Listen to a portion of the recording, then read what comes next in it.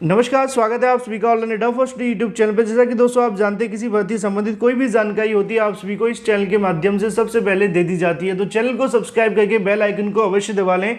तो चलिए दोस्तों वीडियो शुरू करते हैं। इस वीडियो में हम बात करें उत्तर प्रदेश में नई प्राथमिक शिक्षक भर्ती को लेकर एक गुड न्यूज़ के बारे में। तमाम नेगेटिव चीज़ों को लेकर एक पॉजिटिव चीज़ भी आप सभी के सामने निकल कर आ रही है। इसके अलावा अगर बात की जाए प्राथमिक भर्ती को लेकर कोर्ट के आदेश के बारे में, साथ ही 6800 की सुनवाई खत्म हो जाने के संबंध में। आप जानते हैं कि 6800 का जो मामला है ये प्राथमिक शिक्षक भर्ती 69,000 शिक्षक भर्ती से निकला है। 69,000 शिक्षक भर्ती के अंदर आरक्षण की विसंगति को लेकर जब यहाँ पे सरकार को जानकारी मिली तो उन्होंने 6800 को जन्म दिया। जब 6800 की चयन सूची जारी कर दी, सरकार चुनाव में चली गई। चुनाव के समय सरकार से सवाल जवाब कोर्ट के माध्यम से किए गए कि आप 6800 को कैसे नौकरी दोगे, 69,000 के अंदर पहले से चयनित अभ्यर्थियों को बाहर करेंगे या फिर उनके सापेक्ष इनको नियुक्तियां दे देंगे या फिर एक पोस्ट के सापेक्ष 2 छात्रों को यहाँ पे नौकरियां देंगे। इन तमाम सवालों के बीच में सरकार घेरती हुई दिखाई दी। तो चुनाव के समय पे तो उन्होंने कोई जवाब नहीं दिया, लेकिन अब चुनाव खत्म हो जाने के बाद उम्मीद थी कि सरकार के माध्यम से कोई जवाब दिया जाएगा। इसी को लेकर आज एक सुनवाई थी जो कि फिलहाल खत्म हो गई है और खत्म हो जाने के बाद से जो अगली तारीख है वो 2 मई के लिए लगा दी गई है। अब आपके मन में सवाल है कि हालांकि हुआ क्या है, तो होने के बारे में आपको जानकारी होनी चाहिए कि प्रदेश सरकार के जो वर्तमान महाधिवक्ता मतलब कि जो एडवोकेट जनरल थे उनकी यहाँ पे नियुक्ति अभी तक नहीं हुई है। पुराने एडवोकेट जनरल को प्रदेश सरकार ने हटा दिया था।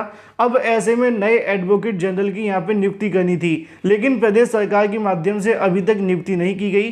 कोर्ट के माध्यम से उत्तर प्रदेश सरकार के सीएससी को यहाँ पर नहीं सुना गया। उनका कहना था कि महाधिवक्ता आके इस मुद्दे को लेकर बहस करें, लेकिन जब महाधिवक्ता नहीं पहुंचे तो इस मुद्दे को लेकर अगली तारीख 2 मई के लिए लगा दी गई है। अब सवाल ये है कि 2 मई में होने वाली सुनवाई के बाद क्या फैसला आ पाएगा? क्या 6800 को नौकरी मिलेगी या फिर 69,000 के चयनितों को लेकर जो मन में सवाल हैं उनके जवाब मिलेंगे?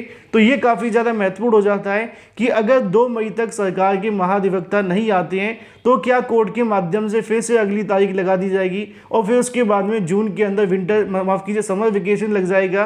तो क्या ये लंबे समय तक लटकाने का प्रक्रिया है? हालांकि बहुत सारे ऐसे सवाल हो सकते हैं जिनके जवाब दे पाना अभी मुश्किल है, लेकिन इन शॉर्ट अगर कहा जाए तो सरकार ने 1 हफ्ते के लिए तारीख और बढ़वा दी है।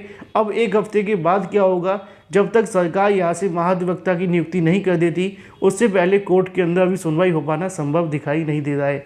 यही आज की तारीख में आपको देखने के लिए मिला। अगली तारीख 2 मई के लिए लगा दी गई है। अब जो भी होगा 6800 पर वो 2 मई के बाद ही देखने के लिए मिलेगा। बाकी जो भी जानकारी होगी ऑर्डर आने पे दे दी जाएगी। लेकिन इसी बीच अगर बात की जाए उत्तर प्रदेश में नई प्राथमिक शिक्षक भर्ती के बारे में, क्योंकि आप जानते हैं कि उत्तर प्रदेश में नई प्राथमिक शिक्षक भर्ती को लेकर छात्रों के माध्यम से तमाम धरना प्रदर्शन दिए गए। छात्र लगातार सोशल मीडिया के माध्यम से ट्वीट भी करते हैं कि नई प्राथमिक शिक्षक भर्ती का विज्ञापन जारी हो। इसी तरह अगर बात की जाए पुरानी भर्ती जिस प्रकार लटकी हुई है, इसके चलते नई भर्ती को लेकर अभी तक प्रक्रिया शुरू नहीं हो पा रही है। छात्रों के माध्यम से आरटीआई डालकर रिक्त पदों की जानकारी मांगी गई। हाल ही में बेसिक शिक्षा विभाग के अंदर जब प्रेजेंटेशन देखने के लिए मिली तो वहाँ पे आप सभी को बताया भी गया था कि यहाँ पे लगभग आप सभी के सामने जो प्रदेश के अंदर स्कूल हैं उसके मुताबिक उनके पास शिक्षक भी मौजूद हैं।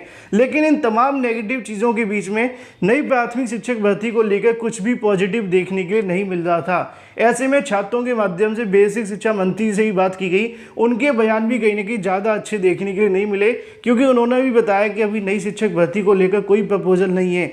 लेकिन इसी बीच एक अच्छी खबर आप सभी के सामने निकल कर आ रही है, जो कि है उत्तर प्रदेश के बेसिक स्कूलों के अंदर बढ़ते हुए दाखिले को लेकर। जैसा कि आप जानते हैं कि जितनी बड़ी संख्या के अंदर बेसिक के स्कूलों में दाखिले होंगे उतनी ज़्यादा संभावना होगी नई शिक्षक भर्तियों के बारे में। आप जानते हैं कि हर साल छात्रों के माध्यम से जो डीएलएड बीटीसी कर चुके होते हैं या फिर बीएड अभ्यर्थी कर चुके होते हैं, उनमें से बहुत कम ऐसे अभ्यर्थी होते हैं अपने गाँव या आसपास के लोगों को प्राथमिक विद्यालयों के अंदर एडमिशन देने के लिए प्रेरित करते हैं।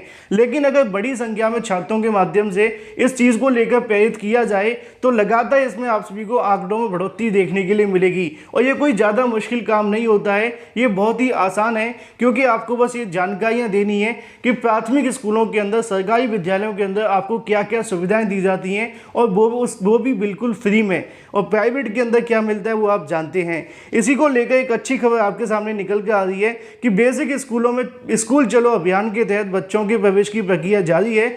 जिले में अब तक अगर बात की जाए तो 35,099 बच्चों का जो प्रवेश है वो हो चुका है, जबकि डीएम की ओर से विभाग के करीब 70,000 छात्र छात्राओं का प्रवेश कराने का लक्ष्य दिया गया है। शासन और विभाग की ओर से बेसिक स्कूलों के अंदर बच्चों को ज़्यादा से ज़्यादा नामांकन कराने के उद्देश्य से स्कूल चलो अभियान चलता हुआ दिखाई दे रहा है। अभियान के तहत रैलियां यादी अगर बात की जाए माध्यम से ग्रामीणों को जागरूक किया जा रहा है और रैलियों के अंदर नारे लगाकर जानकारी दी जा रही है कि स्कूल न जाने वाले बच्चों के अभिभावकों को जागरूक किया जा रहा है। इसके अलावा शिक्षक आदि अभियान के तहत बता रहे हैं कि शिक्षा के जरिए जीवन को बेहतर बनाया जा सकता है। शिक्षा पाना हर बच्चे का अधिकार भी है। ऐसे में उनको यहाँ पर और भी बहुत सारी चीज़ें बताई जा रही हैं कि बेसिक के स्कूलों के अंदर बच्चों को तरह तरह की सुविधाएँ दी जाती हैं, जैसे कि किताबें, बैग, जूता, मोजा, भोजन आदि। इसके अलावा इससे आप सभी जानते हैं कि किसी प्रकार का शुल्क भी नहीं लिया जाता है। लेकिन वहीं दूसरी तरफ प्राइवेट विद्यालयों के अंदर काफ़ी समस्याएं देखने के लिए मिलती हैं। तो फिलहाल प्रदेश सरकार की तरफ से जो मुहिम चलाई जा रही है उसके मुताबिक 70,000 से ज़्यादा नामांकन कराने हैं और अब तक 35,000 से ज़्यादा नामांकन हो चुके हैं। और जितनी बड़ी संख्या के अंदर यहाँ से दाखिले होंगे उतनी ज़्यादा संभावना होगी नई प्राथमिक शिक्षक भर्ती को लेकर। तो अपने आसपास के सभी बीएड और बीटीसी अभ्यर्थी अगर आप बड़ी संख्या के अंदर छात्रों का एडमिशन करा पाएँ तो 100% आप भी अपने लिए एक सीट यहाँ से बढ़वा सकते हैं आगामी नई प्राथमिक शिक्षक भर्ती के अंदर। इसी के साथ अगर बात की जाए अपनी अगली अपडेट के बारे में, जो कि है टीजीटी पीजीटी पीआरटी को लेकर आवेदन के बारे में, साथ ही विज्ञापन को लेकर। जैसा कि आप जानते हैं कि केंद्रीय विद्यालयों संगठन के माध्यम से अलग अलग विद्यालयों की तरफ से एक नोटिफिकेशन जारी किया जाता है, जहां पे जितने भी शिक्षकों की आवश्यकता होती है उसके अनुसार वहां से वो शिक्षक भर्ती करते हैं। और ये जो शिक्षक भर्ती आपको देखने के लिए मिलती है ये 11 महीने के लिए की जाती है, मतलब कि संविदा पर होती हैं। लेकिन इसमें जो वेतन होता है 20,000 के समथिंग देखने के लिए मिलता है। इसी के क्रम में अगर बात की स्नातक की बात की जा रही है, मतलब कि पीजीटी को लेकर, पीजीटी के लगभग हिंदी, अंग्रेजी, गणित, भौतिक शास्त्र, रसायन शास्त्र, इसके अलावा जीव विज्ञान, अर्थशास्त्र, इतिहास, भूगोल के लिए यहाँ से जो नोटिफिकेशन वो जारी किया गया है, जिसके लिए आप सभी को जाना होगा 29/4/2022 को। स्कूल का आप सभी के सामने जो जानकारी है वो भी यहाँ पे दी जाती है। केंद्रीय विद्यालय संगठन अगर बात की है जामनगर 361033, जैसा कि यहाँ पे लिखा हुआ है। यहाँ पे आप सभी के पास जाकर जानकारी दी गई है, अगर आप चाहें तो फ़ोन करके भी जा सकते हैं। नीचे लिखा हुआ है कि टीजीटी के इन विषयों के लिए भर्ती का विज्ञापन जारी होगा। हिंदी, संस्कृत, अंग्रेजी, गणित, सामाजिक विज्ञान प्राथमिक के लिए यहाँ पे जानकारी दी जाती है।